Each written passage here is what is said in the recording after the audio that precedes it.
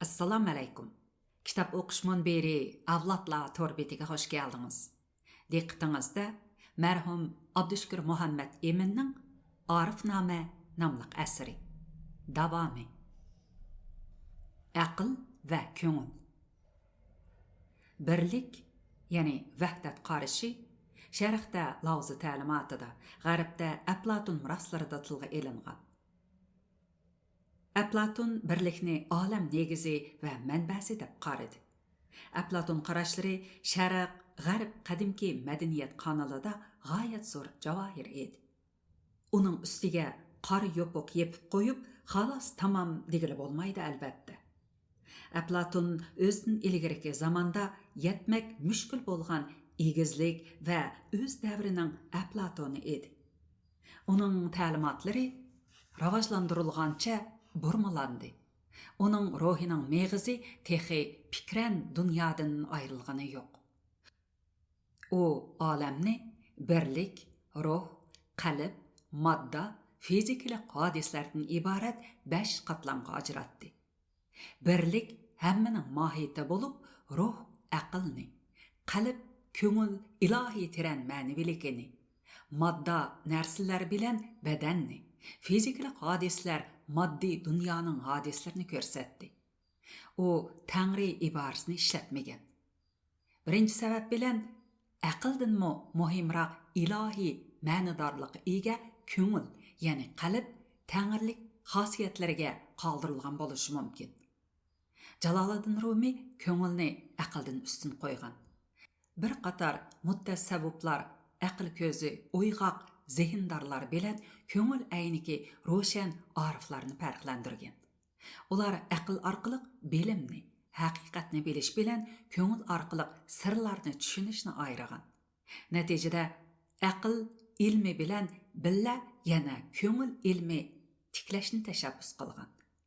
Mana Aflatundan beri 2,5 ming yil o'tib ketdi.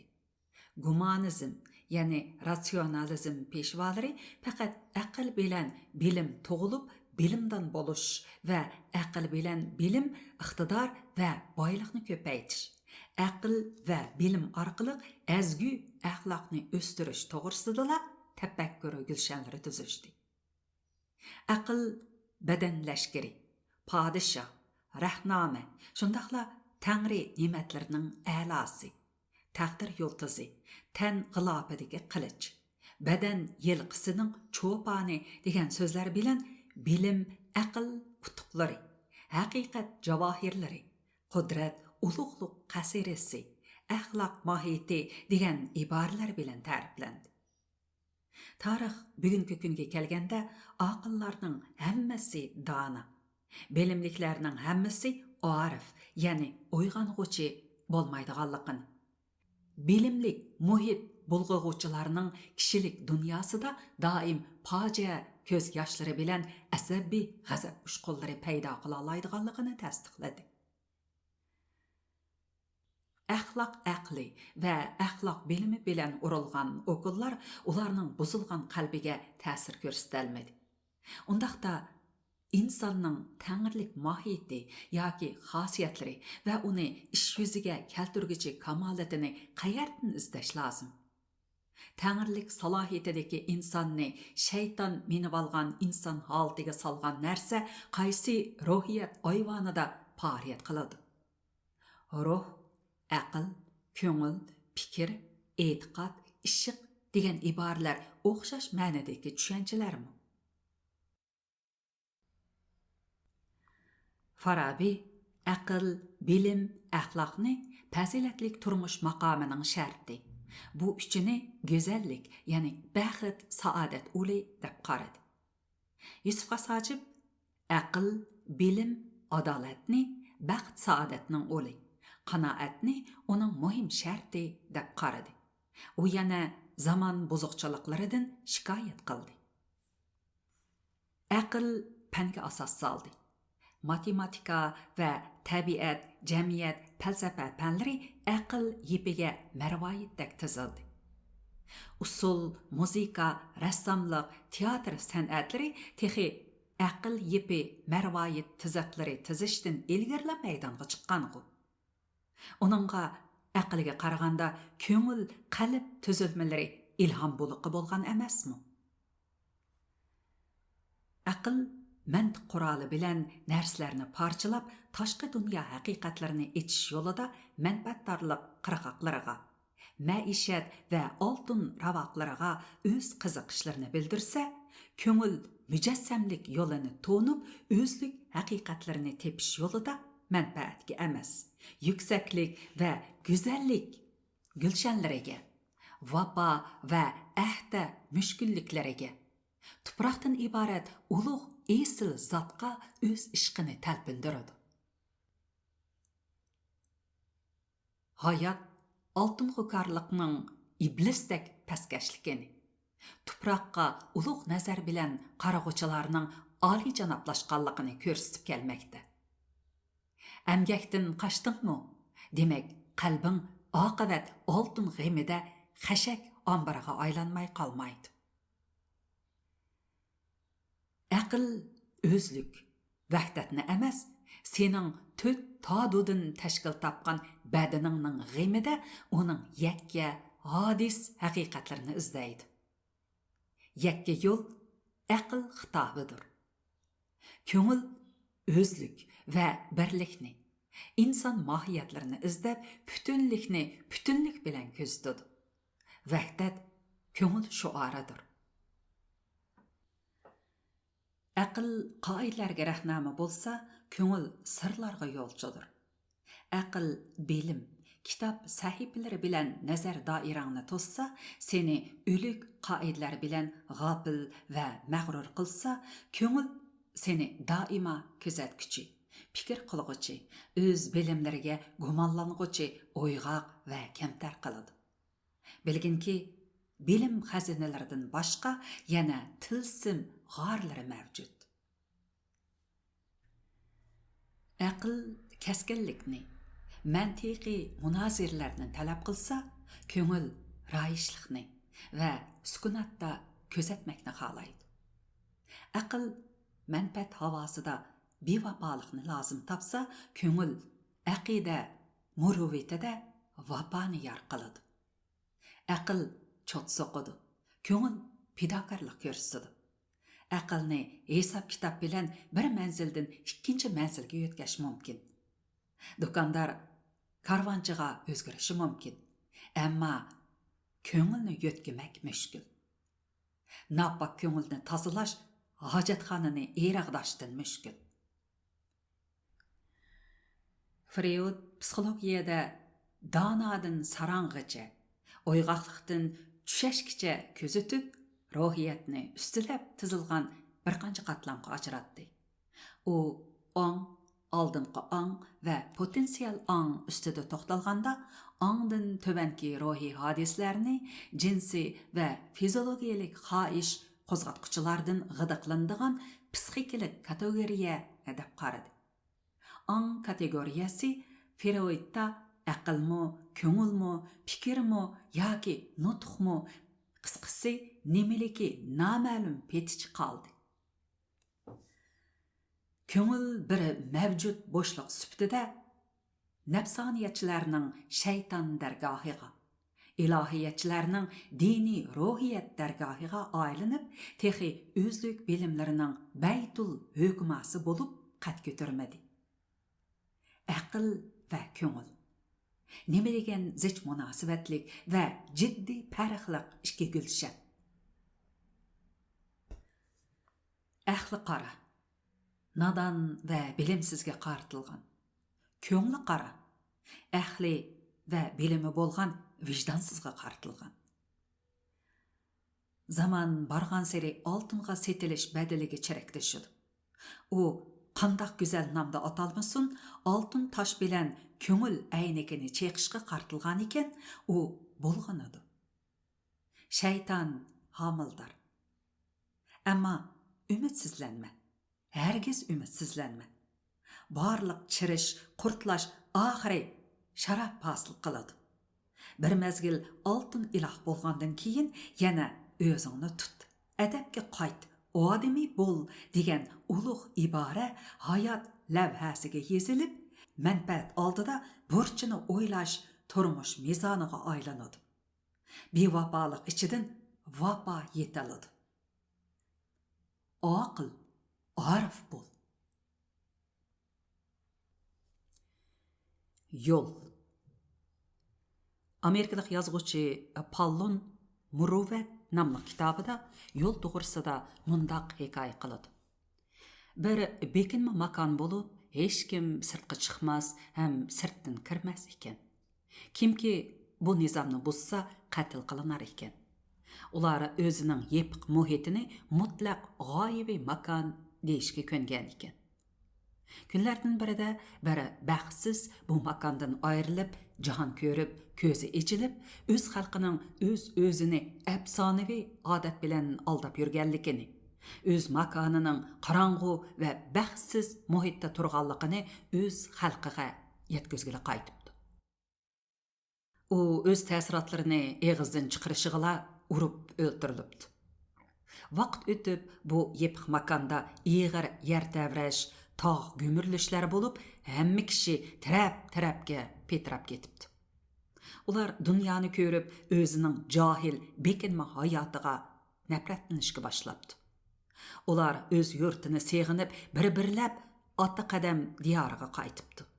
Va bu makondan tunji bo'lib sirtqa chiqqan qayrindishini avliyo bilib, uningga xotira supisi selishmoqchi bo'lishibdi. Natijada jasadgohi aniq belgilanmagan u kishiga selingan xotira supilari bir-biriga ulinib, bu makondan dunyoning boshqa joylariga so'zilgan tosh yo'lga aylanibdi.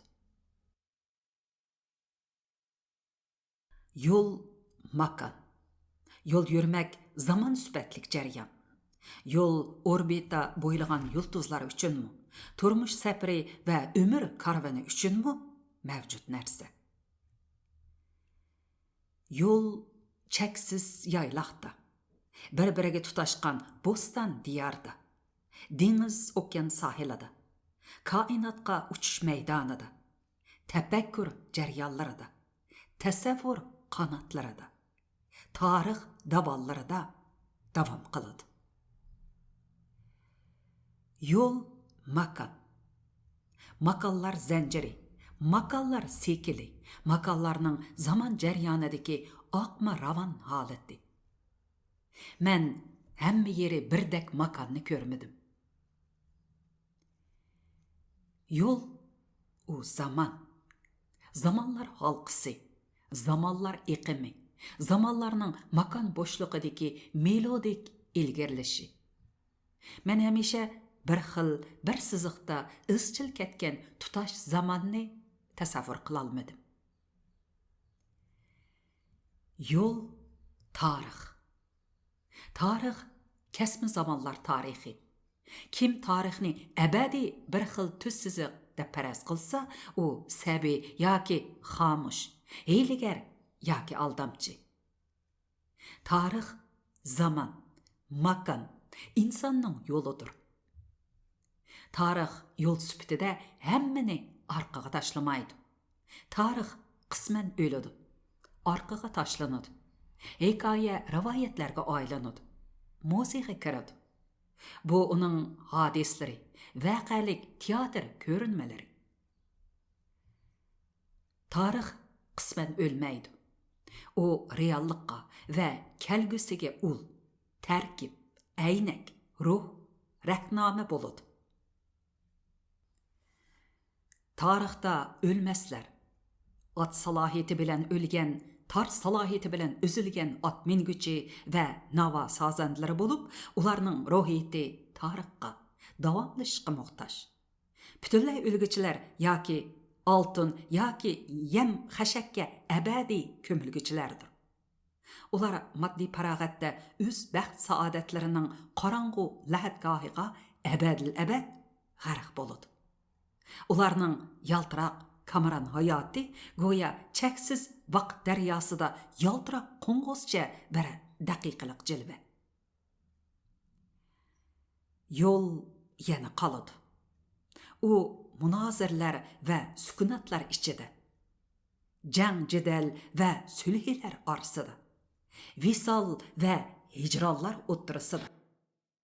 Fikir to'saqlari va iqtidor zoliblari quchiqida.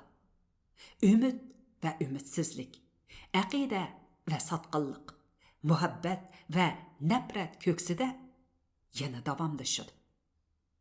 Uni oxirlashtirish mumkin emas. Haqiqat yo'l bo'ylab ichiladi. Tafakkur yo'l bo'ylab chechiladi. Tarixmi yo'l talalaridan xuddi gullik raxtlardek to'qiladi. Yo'l har xil. Jahannamga ilib boradigan yo'l bilan jannatga ilib boradigan yo'lning boshlangan yerida ancha farq yo'q. Gap qalbingning ko'zi va irodangning tanlash iqtidorida. Ey karvan, xayriyatlik bo'l. İnsaf onun çulvori. Yeni bir tema. Vaqt sana aldanmaydı. İlahiyet insan. Vaqt ilahiyetning ilahi. Hal qiladigan kuch hargizmi sening irodang, sening tuzgan rejalaring, sening puxta hiyla tadbir yoki to'saq aldamlaring emas. Sen pir-avillik saltanatida ming tumallab yorliq tushir va yoki sen taqvodor rohiblik ihromida doimiy tilovat, tasbih ahkomini ado qil, baribir sen emas. Faqat vaqt hal qiladi. Vaqt oddiyla daqiqalar daryosi emas. U oddiyla geometriyalik siziq ham emas. Vaqt o'tku. O öz halati, vazni, sapasi, mahiyeti ve kudretini tinimsiz özgertip turadigan trigonometriyalik örkeş. O tamçı bolup, arqadilla bulaq bolup, arqadilla daryo bolup, arqadilla dengiz okyan bolup, hassilab qimmat yaratadigan tilsim.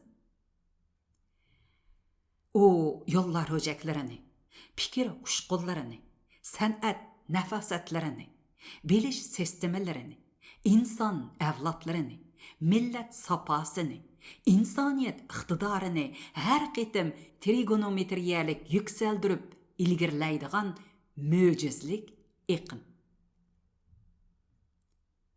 Vaqt yol açıdı, tavlaydı, hemmini hazırlaydı, signal tarqıtıdı, özü haqqida rol aladigan şəxslərni yaratıdı. O möcüzedar cuğlanma yaratquchi ve bevafo shafqatsiz halok qilg'uchi diva. U Troya qahramonlarini yaratdi ve o'z qahramonliklari ichiga dafna qildi. U Mahabharatda botirlarni o'ynatdi ve ularni o'zi chaylagan zimin tarafidan chaylatgizdi. O İskenderni özünün şahane bargahida g'alaba planlarini tuzishga rag'batlantirib, bu Shahinshahni öz planlari bo'yicha qozongan g'alabalari bilan tabriklab turib, uning yosh jinini uning jasoratlik badanidan yulib ketdi. Vaqt hidoyatkor sehi. U bekor talabga ma'nisiz va unumsiz vaqt ato qilgan. O hatta mag'rur, kazzab ve hamoqatga keng kushada vaqt ato qiladi. Vaqtning sehiylik tanavining qanchalik uzunligini uning tantak suiqasd planlag'uchiga bergan mumkinliklardan bayqa. Vaqt ularga nima qilaman desam shuni qilaman degan katta hamda asabbiy muddaga fursat ato qiladi. Ama ular özünün aldanğanlığını, hatta öz-özünü aldab, öz-özüge temenna koyup yürgenlikini görelmeydi. Vaqt xasis rəşkçi. O hemmenin yolunun toraydı. Hemmege ömür çeki ve ezgülük ölçümü bilen qattiq qo'lliq qiladi. O milyon kişilik qo'shin, milyon qamusnoma bilen 10 yillab qarnilab, hatta asirlab to'ni pichilib ketgan bar qarorliqni qaytadan chuvib, o'z o'lchamlari bo'yicha haqiqiy tarix qasrisiga o'tkazdi. Yoki rad qiladi. Talay odam shu narsani bilmaydi-ki, vaqt haqiqiy qimmatlik, haqiqiy muqaddas, mangu tarixiy ahamiyatlik narsalarni tarix qatlamlarga o'tkazadi. Vaqt hiylagarning sheriki, o'g'irning qasnaqchisi, suiqaschining homiysi emas. Vaqt qilni qirq yaradigan adil sodiya, hargizmi o'likni tiqib qo'yadigan qor dövisi emas. Vaqt yetilish demektir. Vaqt saati pishqan narsaning mo'jiza yaratishi vaqtning yetilganligining dalili. Müşkül, azap va bitaqatlik, xo'rliq ichida yetilgan maqdar o'zgarishlardan keyin xuddi tuxumdan cho'jining, g'unchadan gulning, sharqdan kunning chiqishidek ulug' yorilish hodisasi yuz berdi. Vaqt yetildirish demektir. U yetildiradi. Alga qarab, yorug'liqqa qarab inson va uning erkin tabiati, erkin ruhiyati, erkin kamolatiga qarab ilgirlash vaqtning irodasi va to'mir qonuni. Yeni bir tema. Vapa, japa va bevapalik. Navoiy mundaq deydi. Ey Navoiy, bada iç, alem g'ami behudadır. Shundaq. Vapa ezgu ko'ngilning ezgu fazilati, dana aqlning sherin meyvesi. Ezgulik va kamolat maqomiga yetgan kishi vapa beg'ishlig'ichidir. Vapa talab qilg'uchi emasdir. Karam ata qilg'uchidir, tamanna qilg'uchi emasdir. Onun tushuncha sahifalariga vapa kutish yuzidan vapa va karam baja qilmoq nodonlikdir deb yozilgan. Dünya makan jihatda o'ylig'iningdan beqiyos keng. Zamin, mamlakat, shahar bo'ylab qimillab yurgan sonsiz odam to'pi uningda hayot mamat jengi bilan mashg'ul. Dünya zaman jihatda sen yaşagan vaqt möhültidin bitaqqas uzun. U almasaqdan oxir zamongacha kelib ketib turgan behisob o'tkinlar guruhini uzutib hargan. Mening bu ikki kalima so'zimni tasavvuring yetguncha idrok aynikiga tushir. Andin vapa zarada yurgan o'zingga burilib nazar sol. Qara, olamning qaysi yerida, qaysi zamonda sana vapa beg'i, vapa shafqatxonasi, vapa qasri, vapa daryosi, vapa magazini uchirgan? Bu yo'q. Sakyamuni Shahzada chig'ida olam azob dengizi, umr japa charxi deganni bildi. Buni u eng oliy maqom, uyg'onganlik maqomi deb qaradi. Hristiyan simasi İsa olamning japoligini e'lon qilganligi tufayli eng oxirgi japo in'omi sifatida Krist doriga mixlandi. Islom tasavvuflarida bayqalgan javohiratlarning biri olam baqasiz, umr vafosiz degan hukm bo'lib, men uni aldamchi aqida yoki umidsizlantirguchi afsona deb qaramayman. Bu bir haqiqat. Onunğa her qandaq inkar ta'sir ko'rsatilmagan. Dünya aslidan bevapa. Mayli u orda yoki zindon bo'lishdan qat'iy nazar.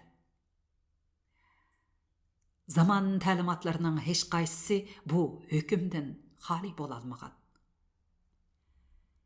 Yusuf Xas Hojib güzel bir modelni sizdi ve bu altın kövrükte kötürülüp durgan g'oyiviy andoz ostidagi qaynamliq turmushning jafosini, kishilarning bevafoligini yig'lab turib mundaq shikoyat qildi.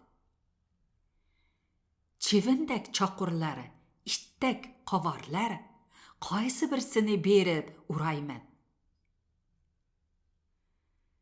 Alisher Navoiymi itlar haqida qaqshidi. Hatta u pahlavon Muhammad Kushtingurdan yordam so'ramoq bo'ldi. Bu boshim ko'yida doim g'ulg'ula qilur itlar Ger ölmesem bu gulgulini näğu qılır itler. Tutarga matemim aya yığılıştılar yahut qılırga taam tänim arzu qılır itler. Bir qaraşda bu açıq və izchil çıllık. Yani bir qaraşda bu dünya bevapalıqның her joy, her zaman, her kişi beşideki xunuk uçları. İt, çivin, oyğanmağan həmişə kişideki maddi taqazza və mənevi ihtiyaç bazısideki bir mümkinlik. Bu hal Melike və Şahzadə üçünmü mevcut mümkinlikdir. Onu urup tüketiş yoki qabillar yardımida onundan xalas boluş mümkün emasdir. Qara, tabiatga, insoniyatdan ilgariki nafas olg'uchilarga olma pishar, mevasini to'kar, yaproqsiz bo'lib qishliq uyquga ketar. Alma o'z vafosiga hech qachon bedel vafo tilagan emas. Dengiz bo'yidagi qumsonliqqa kelib tuxumlagan toshbaqiga qara. Qumga tuxumlarini ko'mib qo'yib, o'z yo'liga ravon bo'lur. Tuxumdan chiqqan toshbaqi qumchoqlari onasini emas, suvni izlab o'zini dengizga tashlar. Toshbaqa o'z ajriga zodila haq talab qilgan emas. Mana vapa va vapa kutmaslik. Ular o'zlik kamolatiga yetgan emas. Biroq bu aqlsiz, ammo o'z signal reflekslari bilan dunyoning qaysi bir qatlamida vapa harimi yo'qligini bilgan jondorlar bilan o'zlik maqomidagi donolar birla haqiqatni o'xshamagan hayot yo'li bilan ixtiro qilishgan. Biri bilishdan xori holda vapa kutishni inkor qilsa, yana biri azoblik bilish bilan uni inkor qilgan. Hay nadan, yana ajrlaringga tantanlik nag'ri sonay to'q stoq talab qilvatamsan. Qara, shundoq zo'r o'qib shuhrat o'rmisida masxira yig'ib olganlarning talbiliklariga. Kisirikis jangga mangan hayvatlik qo'shinni o'zi parad munberi oldida uzutib etib mundaq deb yig'lagan edi. Yana yerim asr o'tmay bu g'olib yigitlar tuproq ostiga abadilik uyqu uchun ketidi ha? Munbarda kerilganlarga qaraganda uning ko'z yeshi hikmatlik edi. Japodan qochma, vafo qil, vafo kutib o'kinma. Japokashlarga hesdosh bo'l, karam qil, bevafo bo'lma. Bu ezgu umid, ammo olamni bevafolikdan xalos qiladigan to'tiya emas. Yoshliqingga kibr qilma, ey besaqal. Men saqlimni qirib bo'lguncha, senmi ustirining patroq bekor bo'lishini kutib qolasan. Yoshliqmi baqosiz va bevafo qisqa daqiqa xolos. Wow, ajab esli so'zga bu qayta o'qoy. Yoshliqingga kibr qilma, ey besaqal. Men saqlimni qirib bo'lguncha, senmi ustirining patroq bekor bo'lishini kutib qolasan. Yoshliqmi baqosiz va bevafo qisqa daqiqa xolos. Eng oxirgi bir bölüm umid va tavakkul. Umid ijobiy istak. Umid xuddi yo'qlikqa o'xshash mavjud bo'lmagan narsaga beg'ishlangan orzu. Mavjud bo'lmagan narsaga beg'ishlangan orzu muhabbat va uning intilishidan iborat. Muhabbatsiz na umid va na intilish bo'lsin. Muhabbat inson ruhiyatining asosiy javhiri va ruhiy faoliyatining motori, mazmuni, qonuniyati bo'lib, muhabbatsiz ruhiyatni, harakatni va ijodiyatni tasavvur qilish mumkin emas.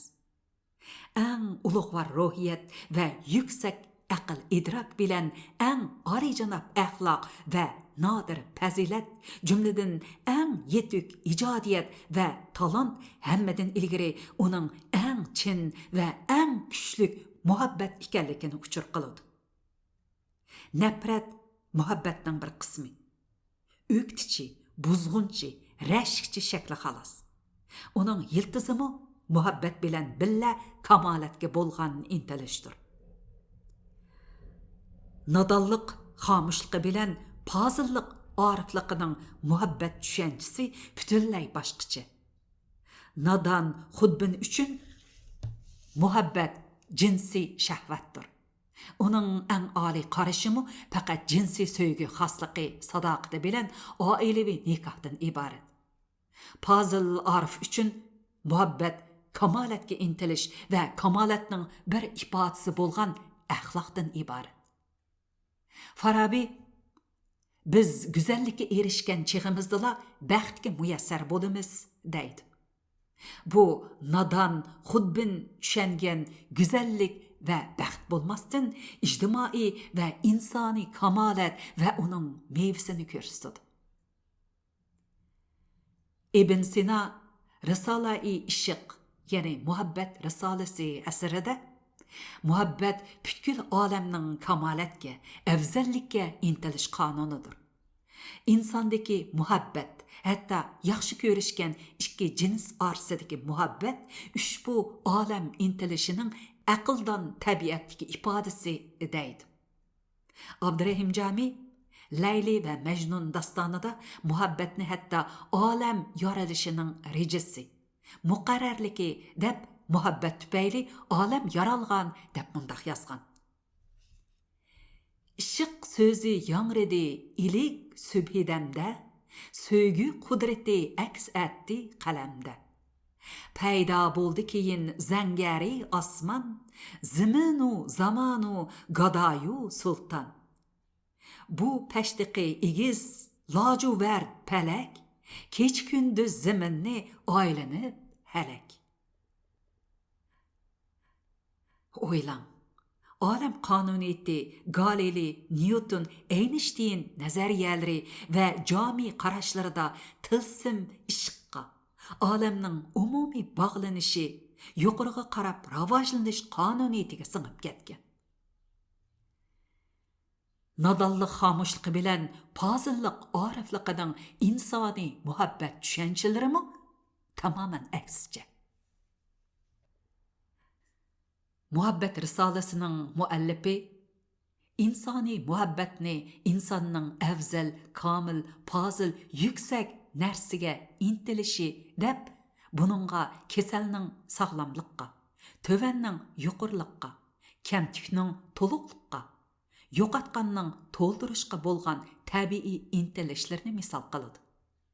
U mohiyat va hodisini mahraj va surat tarzida tilga elib, faqat husn jamolni, yoshlikni deb shahvoniy maqsadda elib beriladigan jinsiy intilishni suratga intilish deydi. U bundaq surat sevgisining 3 narsani hal qilishini tilga olgan. Ular söyish, quchoqlash va fiziologiyalik aloqadan iborat. Bu 3 narsa hal bo'lib, hayvoniy zo'q qongandek qiladi. Ammo odam hech narsaga kamolat, fazilat, afzallikda o'zidan ustun va o'zida yo'q narsaga erishmaganligini ko'radi. Bu surat sevgisi maymun qichishgan badanini qashlagandan o'zga narsa emas. Mayli nikohliq, nikohsiz bo'lsin, mayli kuyib pishib yoki ko'ngil vasvasasi uchun bo'lsin, mundaq surat sevgisining motori shahvoniylikdir. Shahvat kuchi salsa har joyda g'ovg'a, dildan aql ketur, ko'zlardan ziya. Shahvatdan har joyda qo'zg'alsa to'pan, baxt o'yin qilur, shubasiz vayron. Jami bu nazmida oila va muhabbatning kamolatga naqadar muhtojligini, kamolat intilishi bo'lmagan oila va muhabbatning baxtsiz, jonsiz, ma'nisizligini ta'kidlaydi. Abdurahman Jami muhabbatni axloq negizi va insonga insonlik qilish deb qaraydi. U mundaq deydi: Söygüsüz bilinməz yaxşı və yaman, söygüsüz əslində insan əməz insan. İşıq tüpəyli Adəm bolğusu, işıq tüpəyli dostmu həmdəm bolğusu. Söygüdə bolmusun qança dərd ələm, pakiz dillarga o erur məlhəm. Muhabbət köp haqaretlendi. Toğu toğça, öşke, müşükçe onu izahladı. O en töven, gayri əxlaqi haqaret temisi bulup, bəzide nikah zəncirde bağlanıp, aile zindanıga taşlanıp, cemaat meydanıda sazayı qılındı. Ayallarını xar, ərlərini dəpsəndi qıldı. Kişiler süret söygüsü ve korçak perisi bulup, kamalettin, evzelliktin jıraqlap yetişti. Bu söygü muhabbet buhranı mahiyette kamalet buhranı. Kişilik kadir kıymeti dişvarçılığı bolup kaldı. Kişiler korçakka ayrılıştı.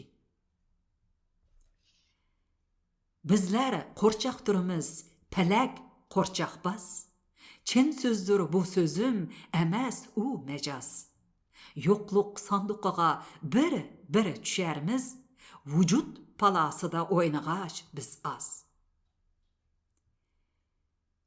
Muhabbet ümit çırağı. İnsan ümit bilen kelgüsü daqiqalarga talpinadi. İnsanның dini ve ilmi intilişleri ümit bilen tolgan. Ümit hayat ve onun tiniqi.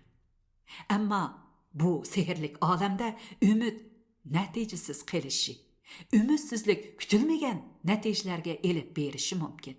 Demek ümit ve ümitsizlik mutlak emas.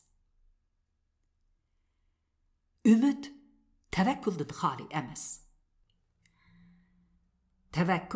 Tevekkulchilik bilen ham xiyal qilib yetishdan ibaret ikki tikan orasida ichilgan jasorat guli. İnsanның intilişi, muhabbeti ve iradəsinin ümit var şəkli. Tevekkülni rədd qılğan dana emas, rahib. Tevekkül uluq biliş əynikide görüngen muqarrarlik ve mahiyet bilen pey pursat tinsizliği arasındaki sakrashdir. O alim emas, batır, şaman emas, çavandaz. Tevekkülsüz tentane xiyali düşdün turmuşqa yol alalmaydı. Tasavvufның tova pallasidan keyin tevekkül maqamı başlanıdı. Onunda ilahiyatga ishonish ve yüzlenish bilen shaxsni unutish shart qilinadi. Bu tariqat uchun xususiy hayotiy qayg'uni tark etish, o'zini Tangriga atashdir. Tevekkül noqul ansızlık yoki dini ibara bolmasdan o o'tmishdiki dil ranjigan narsalarga eslab olmaslik, o'tganga salovat qilish, bo'lmagan texi yuz bermagan ishlardan ortiq vahim qilmaslik, o'tmish saviqi va kelgusi umiddan boshqa ortiq jon vafosizligi g'amida faryod chekmaslikni, muhim halqalarda jasorat ko'rsatishni o'z ichiga oladi. Tevekkül ümit şahapçılardan biri. Muhabbet gülsarlıqidaki bir gül. 1993-yili 30 mart Ürümçi. Kitap o'qishman beri avlodlar to'rbetining hurmatlik mushtariylari. Shuning bilan dangliq olim, faylasuf Abdushukur Muhammad Eminning Arifnoma nomli bu katta asarni o'qib tugatdik. Bu 3. bölüm sel qisqartib o'qildi. Mikrofon oldida Nuriya Rahman 2022-yili may janvada unga elinib tayyorlandi. Xayr xo'sh, aman bo'ling.